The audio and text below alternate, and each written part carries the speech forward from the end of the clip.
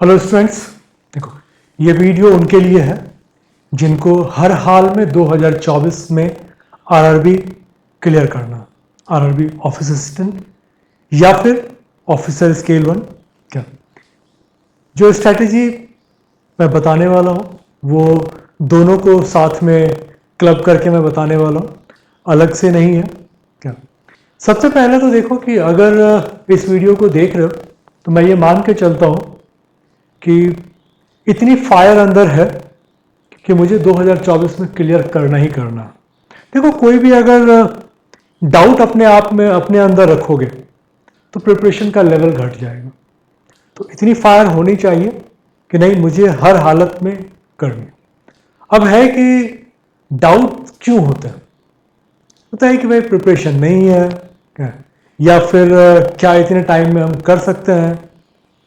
तो believe me हम लोग बहुत इजीली कर सकते हैं। हमारे पास टाइम कितना है, ठीक है। मैं ये एज्यूम करके चल रहा हूं कि इसमें फ्रेशर्स नहीं है, वो लोग हैं जो पहले से प्रिपरेशन कर रहे हैं।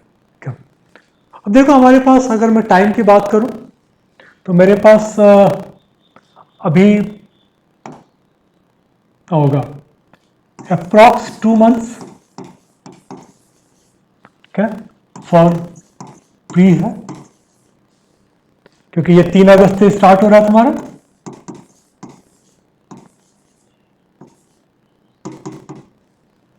तो लगभग 2 महीना हमारे पास है, 2 जून की से हम लोग हैं, ठीक है। 2 महीना हमारे पास प्री के लिए है।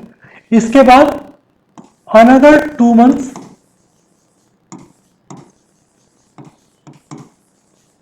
ये तुम्हारे लिए तुम्हारे पास रहेगा मेंस के लिए। इसमें लेकिन एक प्रॉब्लम है, जब मेंस के लिए जाओगे तब तक पता चलेगा कि और भी प्री है, ठीक है। पहले ऑफिस असिस्टेंट का दोगे, फिर उसके बाद ऑफिसर का दोगे, तब तक पता चला कि आईबीपीएस का आ गया या किसी और का आ गया।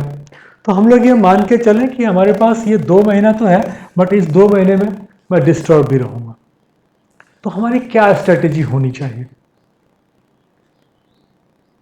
देखो मैं पिछले 16 साल से तैयारी करवा रहा हूँ, अब तक यानी कितने पीओज तक निकले हैं। जो मेरा अपना एक्सपीरियंस है उसके हिसाब से कभी भी प्री और मेंस का प्रिपरेशन अलग अलग नहीं होता। बिल्कुल बिगिनर अगर हो तब तुम पहले प्री का करते हो, एक बेसिक तुम्हारा डेवलप हो जाता है, उसके बाद फिर तब तुम मेंस के लिए जाते हो। बट अभी जब मुझे इस साल निकालना है तो इस साल के लिए मुझे दोनों को साथ में लेके चलना पड़ेगा। अभी हम लोग जून की अगर बात करें तो जून में क्या करना है? जून में तुम्हें ऑल्टरनेट डे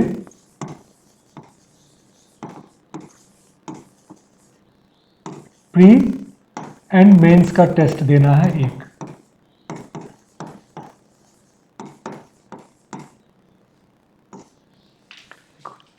पूरे जून में क्या एक दिन प्री का दोगे और एक दिन मेंस का दोगे। जिस दिन प्री का दोगे, क्योंकि प्री में 1 घंटा लगना है और उसके बाद इसका तुम्हारा एनालिसिस भी अगर करोगे तो प्री का एनालिसिस करने में तुमको मैक्सिमम 1 से 1.5 घंटा लगेगा, इससे ज़्यादा नहीं लगेगा। कि कितना जनरली तुमको जो गलत होता है तुम उसी को देखते हो, 8-10 गलत हो गया या कुछ छूट गया क्या टाइम की वजह से, तो वहां पर तुम करते हो। जिस क्वेश्चन तुमसे ज़्यादा टाइम लिया सिर्फ वही तुम करते हो। तो ये तुम्हारा मैक्सिमम 2 से 3 घंटे में तुम यहां पर फ्री हो जाओगे। मेंस में प्रॉब्लम है, ठीक है, क्योंकि मेंस में क्या होगा कि ये तुम्हारा तो 2.5 घंटा का तो टेस्ट चला जाएगा, 2.5 घंटा के बाद एनालिसिस में भी मिनिमम 3 से 4 घंटे तुमको लग जाएगा। तो ये तुम्हारा कम से कम 6 घंटा खाएगा विथ एनालिसिस। देखो एक चीज ध्यान रखना, तो लोग बोलते हैं कि मैंने मॉक दे दिया, मैं डेली मॉक दे रहा हूं। भाई मॉक देने का कोई फायदा नहीं है अगर तुमने उसको प्रॉपर एनालिसिस नहीं किया। जब मैं एनालिसिस के साथ प्रॉपर वर्ड यूज कर रहा हूं तो उसका मतलब है कि भाई तुम्हें सिर्फ वो क्वेश्चन नहीं देखना है जो तुम्हारा गलत हुआ, बल्कि तुम्हें वो भी देखना है जिसमें तुम्हारा टाइम ज्यादा लगा, सही हुआ लेकिन टाइम ज्यादा लग गया, एक। दूसरा, छूट गया, नहीं नहीं वो तो हो गया भाई, जो छूट गया उसको भी तुमको प्रॉपर बना के और तब उसको एनालिसिस करनी है। जो छूट गया उसको ऐसा नहीं करना है कि तुम उसको सिंपल उसका सॉल्यूशन देख लो, ये नहीं है तो प्रॉपर तरीका। जो तुमसे छूट गया टाइम, अगर तुम नहीं बना पाए चलो वो तुम सॉल्यूशन देख लो, लेकिन जो तुम टाइम नहीं दे पाने की वजह से तुम्हारा छूट गया उसको तुमको पहले खुद से बनाना है। उससे फायदा यह होगा कि तुम्हें यह पता चलेगा कि तुमने, ऐसा तो नहीं कि तुमने क्वेश्चन ही गलत सेलेक्ट कर लिया। जब तुम पूरा बनाओगे तब तुम्हें यह समझ में आएगा कि मुझे कौन सा क्वेश्चन सेलेक्ट करना था और कौन सा नहीं करना था। क्योंकि देखो, जितना जल्दी तुम क्वेश्चन छोड़ना सीख जाओगे उतना जल्दी तुम्हारा सिलेक्शन होगा। यह थंब रूल है, मैं पिछले 15-16 साल से ये चीज हर बैच में बताता आ रहा हूं।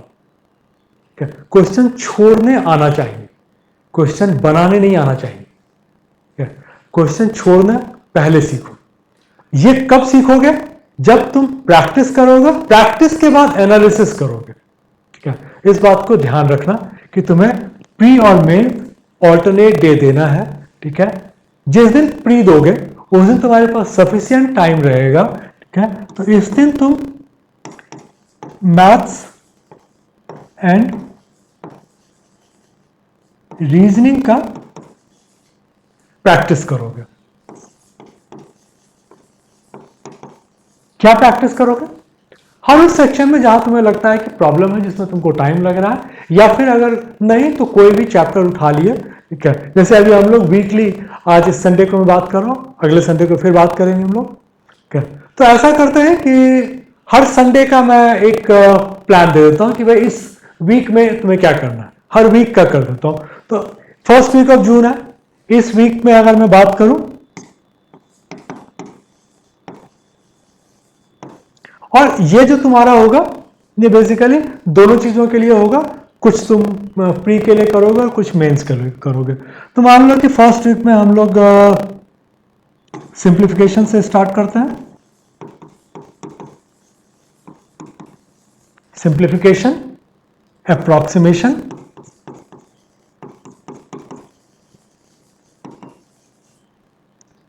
दो हो गया। इसके अलावा तुम्हारे पास और क्या कर लोगे? नंबर सीरीज कर लो।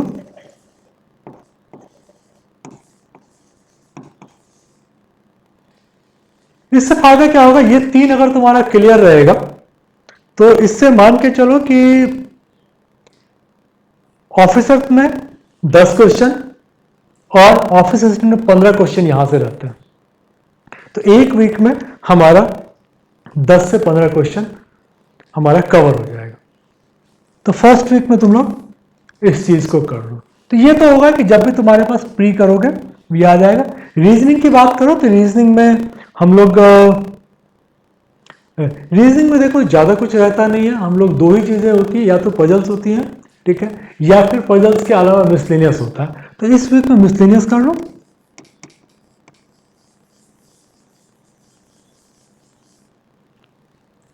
इस वीक में सिंपली मिसलेनियस कर लो। अगले वीक में फिर हम लोग देखेंगे कि सीलॉग्स या फिर इक्वलिटी इनइक्वलिटी वो सब कर लेंगे। इस वीक में मिसलेनियस कर लो। मिसलेनियस तो तुम्हारा अल्फा न्यूमेरिक सीरीज आ जाएगा। ठीक है, कुछ और भी लाइक वाले आते हैं वो सब आ जाएंगे। तो रीजनिंग में तुम्हारे पास मिसलेनियस कर लोगे और क्वांट्स में ये 3 कर लोगे। जिस दिन तुम्हारा मेंस का रहेगा, मेंस में ऑलरेडी काफी एग्जॉस्ट हो जाते हैं, तो मैं ये बोलूंगा कि मेंस वाले दिन में ना, इस दिन करंट अफेयर और कंप्यूटर ये थोड़ा पढ़ लो। तो एटलीस्ट तुम्हारा अभी से लेके और एग्जाम के टाइम तक क्या हम लोगों का बहुत कुछ कवर हो जाएगा। फर्स्ट मंथ में मैंने बोला था कि जून में तुम ऑल्टरनेट डे करोगे। ठीक है, इसी तरह से हमारे लिए हर मंथ का हम लोग रखेंगे। ठीक है, जुलाई में फिर हम लोग बात करें कि भाई जुलाई में अगर हमें करना है तो जुलाई में हमारा डेली प्री का 2 टेस्ट रहेगा, 2 मॉक्स ऑफ प्री।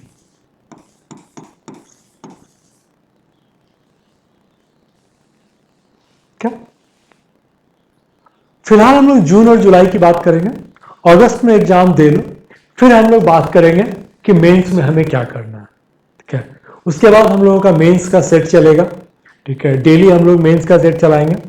अभी तुम 15 मॉक अगर तुम मेंस का दे देते हो, क्या, और प्रेफरेबली क्या, अब लेवल तुम्हारा क्या है, बट मैं तुमको रिकमेंड करूंगा कि मेंस का अभी जब बनाओगे तो आईबीपीएस या फिर एसबीआई पीओ का बनाओ, आरआरबी का मत बनाना।